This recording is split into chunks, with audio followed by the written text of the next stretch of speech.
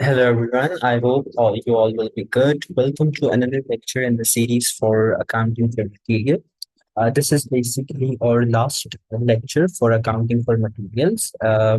इसमें हम different concepts की बात करेंगे theoretical और इसके बाद you guys will be having a practice questions lecture from my side.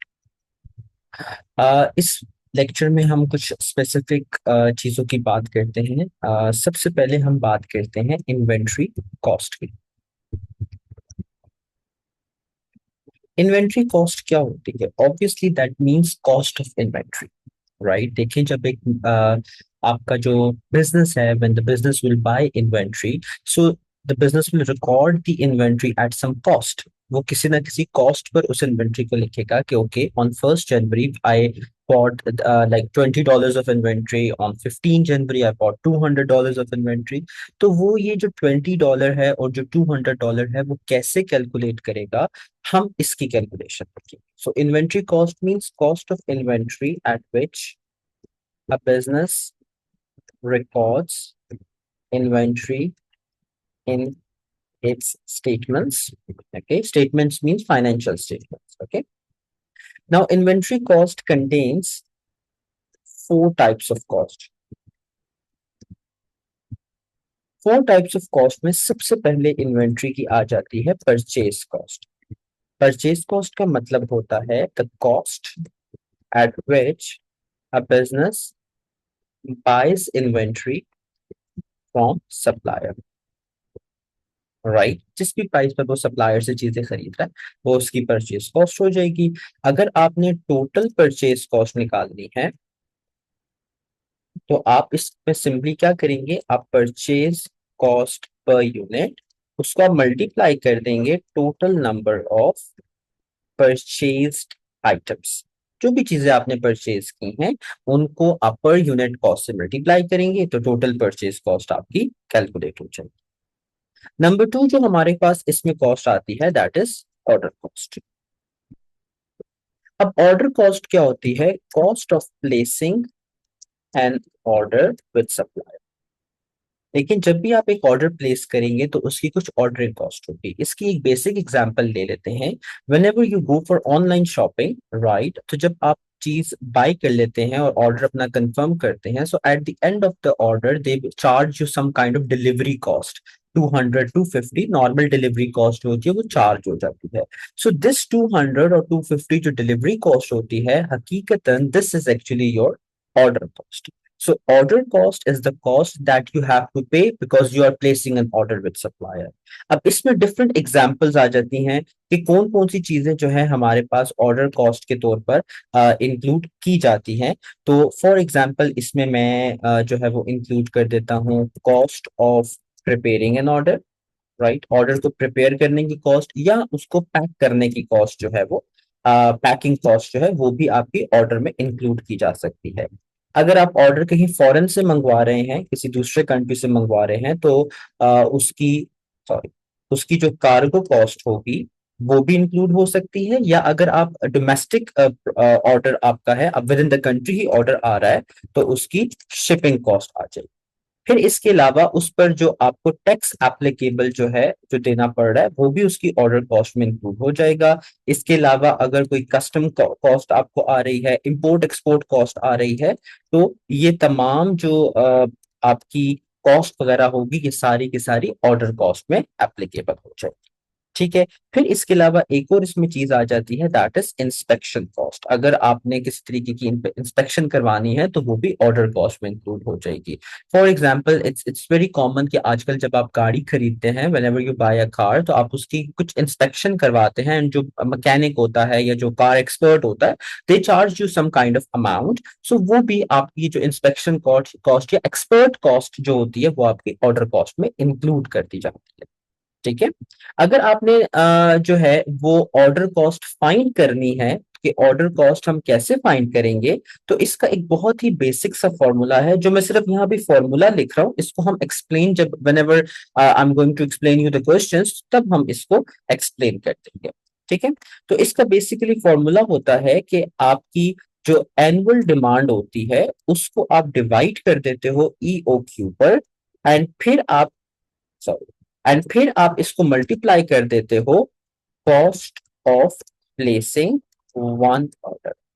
ठीक है, तो ये आपका बेसिकली ऑर्डर कॉस्ट का फॉर्मूला है। जब when I am going to explain you guys the questions, तो फिर मैं इस फॉर्मूला पे मजीद बात करूंगा।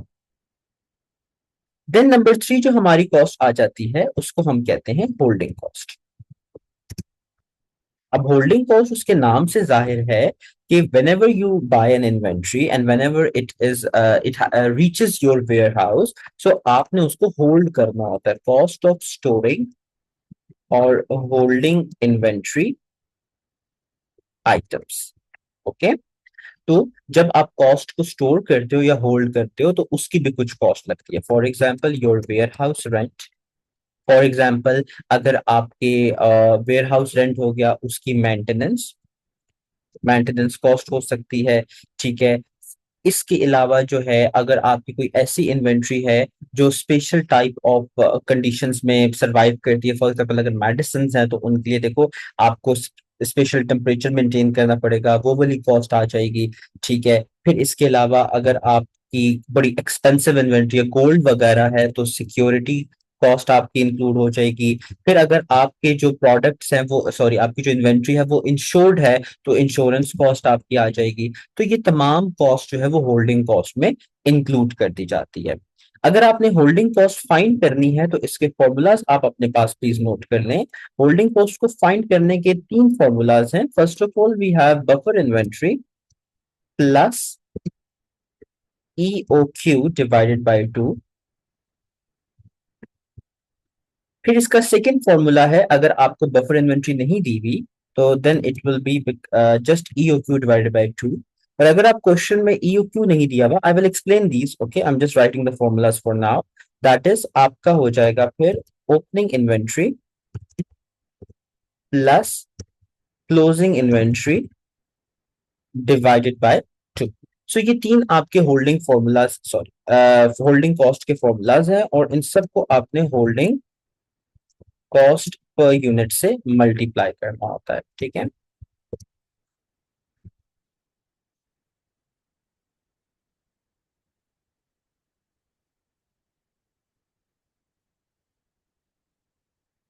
ठीक है, तो ये आपके होल्डिंग कॉस्ट के फॉर्मूलाज हैं।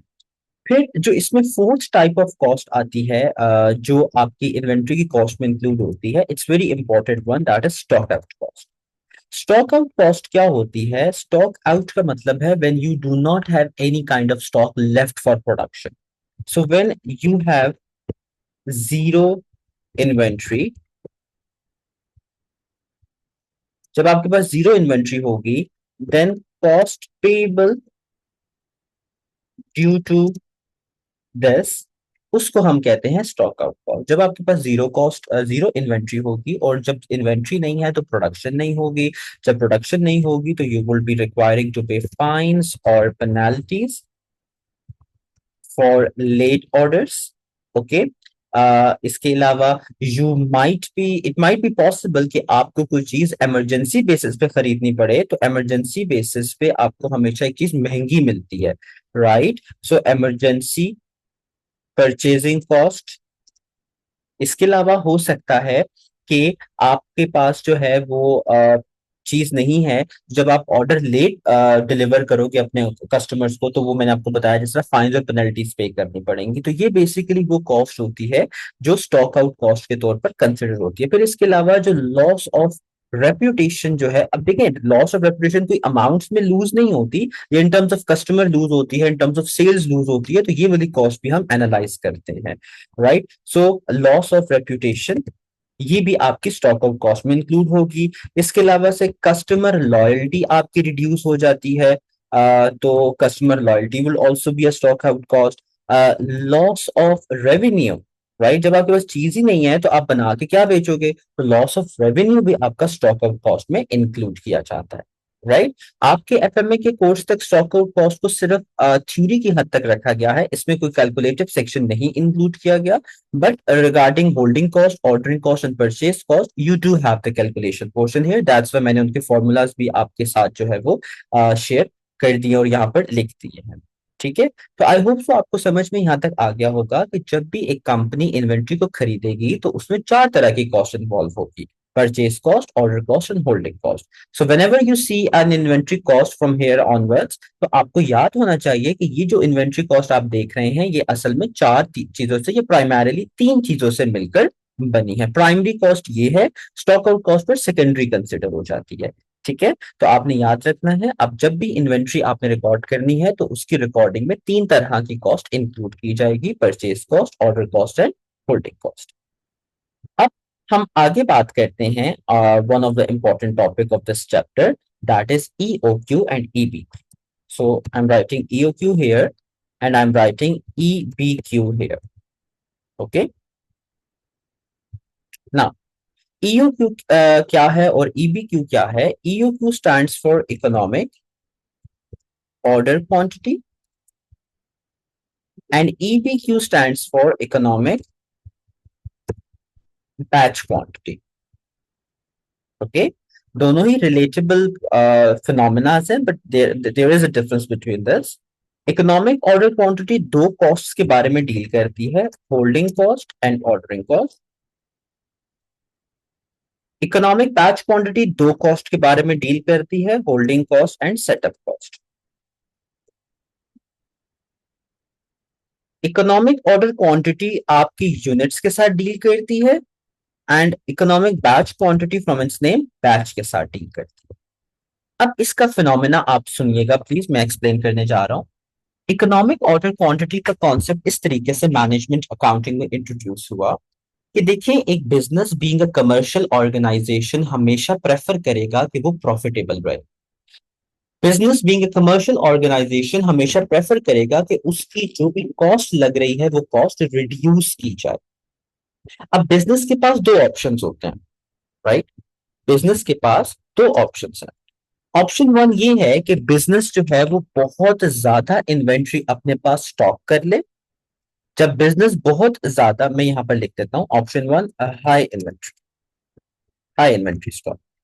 अगर बिजनेस बहुत ज्यादा स्टॉक अपने पास रखेगा, ठीक है, फॉर इंस्टेंस हो सकता है इकोनॉमी ठीक नहीं है कंट्री की, हो सकता है शॉर्टेज आ रही है, हो सकता है प्राइसेस बहुत ज्यादा इंक्रीज करी है, बहुत से डिफरेंट रीजंस हो सकते हैं इसके। तो जब एक कंपनी हाई इन्वेंट्री स्टॉक अपने पास रखेगी तो ऑटोमेटिकली कंपनी की जो होल्डिंग कॉस्ट है वो क्या हो जाएगी? वो इंक्रीज कर जाएगी। उसको बड़ी जगह चाहिए होगी, उसको ज्यादा सिक्योरिटी चाहिए होगी, उसको ज्यादा मेंटेनेंस कॉस्ट इन्वेस्ट करनी पड़ेगी, तब जाके वो इतना बड़ा इन्वेंट्री स्टॉक होल्ड करेगा। एंड जब बिजनेस ने एक ही दफा में सारी इन्वेंट्री अपने पास रख दी है तो जो बिजनेस है उसको ऑर्डर बार बार प्लेस नहीं करना पड़ेगा, जिसकी वजह से बिजनेस की ऑर्डर कॉस्ट डिक्रीज कर जाएगी। लेकिन अगर हम इसका सेकंड ऑप्शन देखें, और सेकंड ऑप्शन के केस में अगर बिजनेस जो है वो लो इन्वेंट्री अपने पास रखता है, यानी बहुत कम इन्वेंट्री मेंटेन रखता है, तो क्या हो जाएगा? कंपनी की होल्डिंग कॉस्ट जो है वो डिक्रीज कर जाएगी और कंपनी की जो ऑर्डर कॉस्ट है वो इंक्रीज कर जाएगी। ठीक है। तो देखिए, ऑर्डर कॉस्ट इंक्रीज क्यों करेगी? क्योंकि उसको बार बार फिर ऑर्डर प्लेस करना पड़ेगा। तो अब दोनों ही केसेस में एक एक कॉस्ट रिड्यूस कर रही है, दूसरी कॉस्ट इंक्रीज कर रही है। तो जो मैनेजमेंट अकाउंटेंट्स थे उन्होंने क्या किया? उन्होंने एक मिडिल वे जो है वो इंट्रोड्यूस किया और उन्होंने कहा कि हम एक इकोनॉमिक ऑर्डर क्वांटिटी का कॉन्सेप्ट इंट्रोड्यूस करते हैं। सो ईओक्यू बेसिकली क्या है? EOQ is the level of inventory that shall be ordered and maintain and hold, order and store in order to reduce the holding and ordering cost to minimum. Okay. तो economic order quantity एक ऐसा order quantity है, वो हमें बताता है कि आपको एक ऑर्डर में कितने यूनिट्स को ऑर्डर करना चाहिए, मंगवाना चाहिए और रखना चाहिए, और ऐसा करने से आपकी जो होल्डिंग कॉस्ट है और ऑर्डरिंग कॉस्ट जो है वो दोनों क्या हो जाएंगी? वो रिड्यूस हो जाएंगी। ठीक है, मैं एक दफा दोबारा बोल देता हूँ। इकोनॉमिक ऑर्डर क्वांटिटी आपको ये बताता है कि आपको कितने यूनिट्स ऑर्डर करने चाहिए एंड कितने यूनिट्स स्टोर करने चाहिए, ताकि आपकी जो ऑर्डरिंग और होल्डिंग कॉस्ट है वो हमारे पास क्या हो जाए, वो हमारे पास रिड्यूस हो जाए। ठीक है, अब मैं आपको समझाता हूं economic batch quantity. Economic batch quantity में एक कंपनी है जो बैच प्रोडक्शन कर रही है, तो यहां पर भी हम दो ऑप्शंस ले लेंगे। पहला ऑप्शन ये है मोर बैचेस। अगर बिजनेस जो है वो मोर बैचेस, चले हम इसको इस तरीके से समझा देता हूं मैं आपको। देखें, एक बिजनेस है जो बैच प्रोडक्शन करता है, ठीक है। अब अगर वो बिजनेस चाहे तो एक दिन में ज्यादा बैचेस बनाएगा, ऐसा ही है। जब वो ज्यादा बैचेस बनाएगा तो क्या होगा, ऑटोमेटिकली कंपनी की जो होल्डिंग कॉस्ट है वो क्या हो जाएगी, वो इंक्रीज हो जाएगी। ठीक है, जब एक कंपनी ज्यादा बैचेस बनाएगी तो उसको ज्यादा इन जो यूनिट्स है वो आप कह सकते हो कि होल्ड करने पड़ेंगे, तो ऑटोमेटिकली होल्डिंग कॉस्ट इंक्रीज हो जाएगी।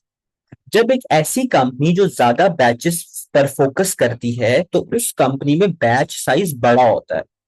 अगर एक कंपनी ज्यादा बैचेस बनाती है तो कंपनी का ऑटोमेटिकली बैच साइज बड़ा हो जाएगा। दिस मीन्स के कंपनी को बार बार अपनी मशीन को सेट नहीं करना पड़ेगा। मशीन एक दफा सेट होगी तो वो 1000 यूनिट्स का या 500 यूनिट्स का पूरा बैच जो है वो उसमें प्रिपेयर हो जाएगा। तो कंपनी को सेटअप करने की जो कॉस्ट है वो क्या हो जाएगी, डिक्रीज हो जाएगी। देखिए मैं दोबारा बोल रहा हूँ, this is an important concept.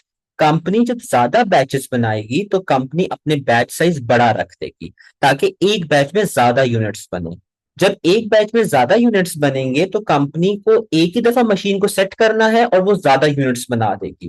तो ऑटोमेटिकली कंपनी की सेटअप कॉस्ट डिक्रीज हो जाएगी, होल्डिंग कॉस्ट इंक्रीज हो जाएगी। अगर हम इसमें ऑप्शन टू देखें तो ऑप्शन टू हमारे पास क्या है कि अगर कंपनी लो बैचेस, सॉरी, लेस बैचेस अगर कंपनी बनाती है। लेस बैचेस का मतलब है कि बहुत थोड़े थोड़े बैच अगर कंपनी बनाएगी तो कंपनी की जो होल्डिंग कॉस्ट है वो ऑटोमेटिकली क्या हो जाएगी, डिक्रीज हो जाएगी। लेकिन जब कंपनी थोड़े थोड़े बैचेस बनाएगी तो मतलब ये है कि हर बैच में वो थोड़े यूनिट्स बनाएगी।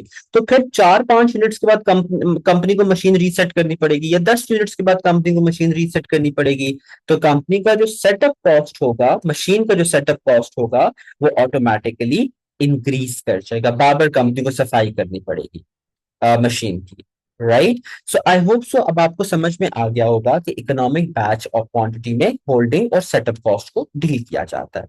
तो इकोनॉमिक बैच क्वांटिटी बेसिकली एक ऐसा कॉन्सेप्ट है जो आपको एक, basically it introduces a economic batch size that will minimize holding cost as holding and setup cost for company। तो इकोनॉमिक बैच क्वांटिटी एक ऐसा कॉन्सेप्ट है जो आपको ये बताता है कंपनी को कि यार आपने एक बैच में कितने यूनिट्स रखने हैं, ताकि आप चाहे ज्यादा बैच बनाओ चाहे कम बैच बनाओ, आपकी होल्डिंग और आपकी सेटअप कॉस्ट को मिनिमाइज कर दिया जाएगा। दोनों ही मेथड्स जो हैं, economic order batch quantity and economic order quantity, ये आपके कॉस्ट रिडक्शन मेथड्स हैं जो कि आपकी प्रोडक्शन से डील करते हैं। एक आपका यूनिट प्रोडक्शन से डील कर रहा है, दूसरा आपका बैच प्रोडक्शन से डील कर रहा है। आई होप सो यहां तक आपको बात समझ में आ गई हो। अब हम चलते हैं इनके, यू कैन से, फॉर्मूलाज की तरफ। ओके, सो मैं इनके फॉर्मूलाज यहाँ पर आपको दिखाता हूँ एंड देन हम बात करते हैं कि कैसे इनके फॉर्मूलाज को बनाया जाता है एंड कैसे इनके फॉर्मूलाज को सॉल्व किया जाएगा। एंड आपको मैं ये बता दूं कि एफएमए के एग्जाम में जो आपको एग्जाम जो फॉर्मूला शीट प्रोवाइड की जाती है उसमें आपको इकोनॉमिक ऑर्डर क्वांटिटी और बैच क्वांटिटी के जो फॉर्मूलाज है वो गिवन होते हैं। बट इनके इतने आसान फॉर्मूलाज हैं कि आपको वो शीट देखने की जरूरत ही नहीं पड़ती, and you know without the sheet ही आपको जो है वो फॉर्मूलाज याद हो जाते हैं। अब हम इनके फॉर्मूलाज की बात करते हैं, तो मैंने आपके लिए फॉर्मूलाज का कटआउट यहाँ पर पेस्ट किया है। तो जरा प्लीज ध्यान से सुनिएगा कि ईओक्यू का जो फॉर्मूला है और एबीक्यू का फॉर्मूला आपको पेपर में गिवन होगा, but it's a very easy formulas, ये आपको याद हो जाते हैं। ठीक है, इकोनॉमिक ऑर्डर क्वांटिटी का फॉर्मूला होता है Q into C naught D divided by C H. इस फॉर्मूला को कहते हैं ईओ क्यू, ये क्यू से भी रिप्रेजेंट किया जाता है। इस फॉर्मूला में जो सी नॉट है, जिसको सी ओ भी कहा जाता है, इसका मतलब होता है cost of placing one order, and D आपका एनुअल डिमांड होती है। सी एच का मतलब होता है cost of holding one unit for one year. Guys, आपने यहाँ पर ध्यान ये देना है कि sometimes what happen in the exam is कि आपको पर मंथ डिमांड दी जाती है। ईओक्यू और ईबीक्यू के केस में आपको डिमांड मंथ एनुअल बेसिस पर चाहिए होती है। तो if it is given in your exam for monthly basis, तो आपने उसको मल्टीप्लाई बाय 12 करना होगा। सिमिलरली कॉस्ट ऑफ होल्डिंग की अगर हम बात करें, तो कॉस्ट ऑफ होल्डिंग जो है वो भी आपको पर ईयर कैलकुलेट करनी होती है। तो अगर आपको cost of holding per month में दी हुई है, तो you need to multiply it with 12, and अगर पर वीक में दी हुई है, तो you need to multiply it with you can say 52। Okay, या कभी कभी स्पेसिफिक नंबर ऑफ वीक्स भी वो आपको बता देता है, तो you need to multiply with that. on your right side you can see the formula for EBQ, वो भी इसी तरीके का फॉर्मूला है, जस्ट थोड़ा बहुत उसमें स्लाइड चेंज है। यहाँ पर जो CO है वो रिप्रेजेंट करता है सेटअप कॉस्ट को। EOQ के फॉर्मूला में CO is cost per order, EBQ के फॉर्मूला में CO is setup cost. D का मतलब होता है annual demand. CH again cost of place, cost of setting, sorry, cost of holding one unit for one year. Again D by R। अब R क्या है? R आपका annual replenishment rate होता है या एनुअल प्रोडक्शन रेट होता है। R आपको ये बताता है कि कंपनी एक पूरे साल में कितनी प्रोडक्शन करती है, राइट? अब इन दोनों फॉर्मूलाज को यूज करके मैं आपको एक क्वेश्चन सॉल्व करवाऊंगा, लाइक एक question for the EOQ and one for the EBQ, so that you can get an idea that how to put on these formulas in working. So now let's move towards the practical questions. Coming back to the example, I have pasted a cutout of the example. A company uses components at the rate of 500 units per month, which are bought in at a cost of $120 each from the supplier. It costs $20 each time to place an order, regardless of the quantity ordered. The holding cost is 20% per annum of the value of inventory. Now, अब देखिए यहाँ पर हमें क्या क्या चीजें चाहिए। EOQ का फॉर्मूला राइट आपके सामने है यहाँ पर, ठीक है। हमें सबसे पहले कॉस्ट ऑफ ऑर्डर चाहिए। तो देखिए हमने क्या फाइंड करनी है, ऑर्डर कॉस्ट। ऑर्डर कॉस्ट का फॉर्मूला मैं आपको ऑलरेडी ऊपर लिखवा चुका हूं, जो कि हमारे पास क्या था, annual demand divided by EOQ multiply by cost of placing one order, ठीक है। लेकिन अगर आप क्वेश्चन में देखें, क्वेश्चन में उसने ऑर्डर कॉस्ट आपको ऑलरेडी कैलकुलेट करके दे दी है, तो हमें ये फॉर्मूला लगाने की जरूरत नहीं है। And order cost in this question is $20, ठीक है। फिर हम बात करेंगे होल्डिंग कॉस्ट की। होल्डिंग कॉस्ट की अगर हम बात करते हैं, तो वो ये कहता है कि holding cost is actually 20% of the value of inventory. So inventory की वैल्यू क्या है, 1.20, उसकी जो परचेज प्राइस होगी, राइट, इसको आप 20% से मल्टीप्लाई कर दें and you will get the holding cost. So let me quickly do it into 20%, so that makes $0.24 per unit for entire year. Okay, ordering cost भी आ गई, होल्डिंग कॉस्ट भी आ गई। अब हम फाइंड कर लेते हैं इसमें एनुअल डिमांड। एनुअल डिमांड देखिए, मैंने आपको क्या कहा था कि पूरे साल की होनी चाहिए। उसने आपको बोला we are using 500 units per month, so we are going to multiply it with 12, so that make 6000 units और 6000 components in the entire year, ठीक है। अब आप इसको ईओक्यू के फॉर्मूला में पुट करें, आप अपने कैलकुलेटर्स ओपन करें, आप पहले अंडर रूट लगा जो है वो क्लिक करें कैलकुलेटर पे, देन फ्रैक्शन फॉर्म, और फिर आप, मैं यहाँ पर आपको फॉर्मूला लिख के बता देता हूँ। So this formula is going to be like this, 2 multiply by order cost हो जाएगी 20, मल्टीप्लाई बाय एनुअल डिमांड हो जाएगी 6000, divided by cost of holding कितनी है, 0.24, एंड इसको आप ब्रैकेट में इनक्लोज करें, because I can not put the under root square at the moment, so मैं इसको मल्टीप्लाई बाय पावर 1/2 से मल्टीप्लाई कर देता हूँ। So this will be how this formula is going to look like. आप अपने कैलकुलेटर्स पे ओपन करें, सो आप अंडर रूट लगाएं एंड देन ये फॉर्मूला पुट करें, so you will get the answer. Okay, so this is how आपने EOQ के क्वेश्चंस को सॉल्व करना। आई होप सो यहां तक आपको बात समझ में आ गई। अब अगर आप देखें क्वेश्चन में वो आपको एक और चीज मांग रहा है, और वो क्या चीज मांग रहा है, वो कह रहा है TAC हमें चाहिए। What is TAC? TAC का मतलब होता है total annual cost of, or total annual cost of inventory.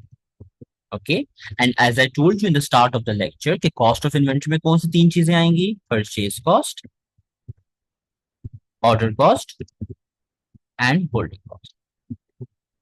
Okay, so आप इन तीनों को कैलकुलेट करें। होल्डिंग कॉस्ट आपको ऑलरेडी दे दी है, ऑर्डर कॉस्ट आपके पास ऑलरेडी है, एंड परचेज कॉस्ट आपने फाइंड करनी है। परचेज कॉस्ट कैसे फाइंड होगी? You are purchasing 6,000 units with annual with cost of 1.20, so 1.20 multiply by 6,000 आपकी परचेज कॉस्ट आ जाएगी। Order cost you are placing per unit आपकी 20 है, ठीक है, लेकिन वी नीड टू फाइंड कि हम कितने ऑर्डर्स प्लेस करेंगे। ये तो एक ऑर्डर की कॉस्ट है, सो हम क्या करेंगे, अब हम यहाँ पर ऑर्डर कॉस्ट फाइंड करेंगे जो कि हो जाएगी 6,000 आपकी annual demand divided by EOQ। कितना आता है इसमें? आई गेस EOQ 1,000 आता है, मल्टीप्लाई बाय 20। सो आपका आंसर जो है वो आ जाएगा, that is going to be 120। Okay, so you get 6 and 6 into 20 is 120. Holding cost. Cost of holding one unit is 0.24 and you are having 6,000 of the units. But यहाँ पर देखें आपको, sorry, you are having EOQ divided by 2, ये holding cost का formula है, so that makes 1. Okay, सो ये मैंने कैसे कैलकुलेट किया है order cost and holding cost? ये मैंने बाय फॉर्मूलाज जो मैं आपको ऊपर बता चुका हूं उनके थ्रू मैंने ये जो है वो वैल्यूज फाइंड की, ठीक है। So this is how you are going to calculate total annual cost of an inventory and E. Okay, अब हाउ टू कैलकुलेट और how to solve EBQ, so इस लेक्चर का जो नेक्स्ट पार्ट है, in that part I am going to discuss that how we are going to solve EBQ and how we are going to calculate economic order quantity with discounts. So after this, please tune to the second part. Thank you.